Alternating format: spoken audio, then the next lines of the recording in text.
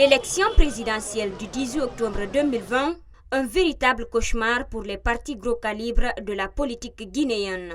Des concurrents de taille pour le parti au pouvoir qui n'ont pas encore déclaré leur candidature lors des futures consultations électorales. En attendant, d'autres partis retroussent les manches pour haranguer les électeurs. Une démarche que les activistes de la société civile guinéenne souhaitent bannir pour doter à la Guinée un président qui répond aux aspirations du peuple. N'importe quel Guinéen qui jouit de ses droits et de ses facultés physiques et mentales peut être candidat si jamais il est présenté par un parti politique. Mais malheureusement, aujourd'hui, vu que la politique guinéenne et ces associations politiques sont devenues des fourre-tout des personnes qui n'ont pas une faculté morale et ils n'ont pas encore des valeurs, tout le monde veut faire de la politique.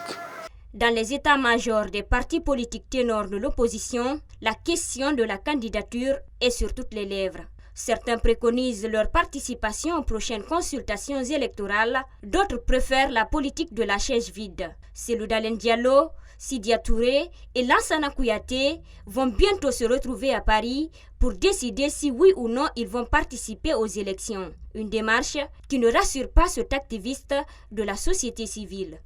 Et aujourd'hui, les politiques ont échoué, la société civile a échoué, la population même on l'a fait échouer.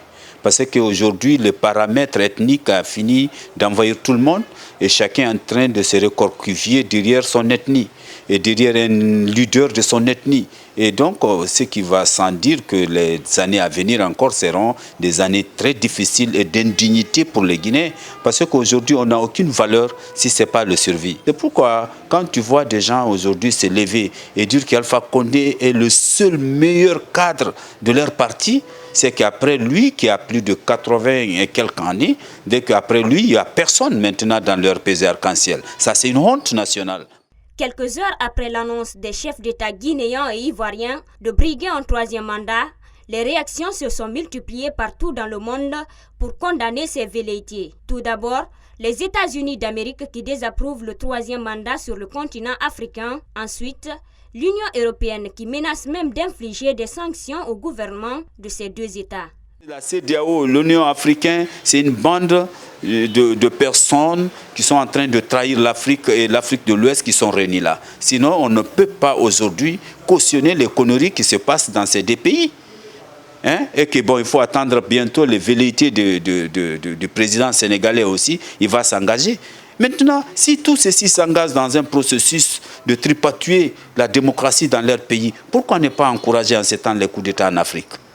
Voilà, autant de coups d'État, les hommes forts s'installent, ils développent leur pays. Le scrutin du 18 octobre prochain constitue la dernière cartouche pour de nombreux acteurs politiques. Des leaders frappés majoritairement par l'âge seront obligés de céder la place à d'autres pour continuer le combat politique en Guinée.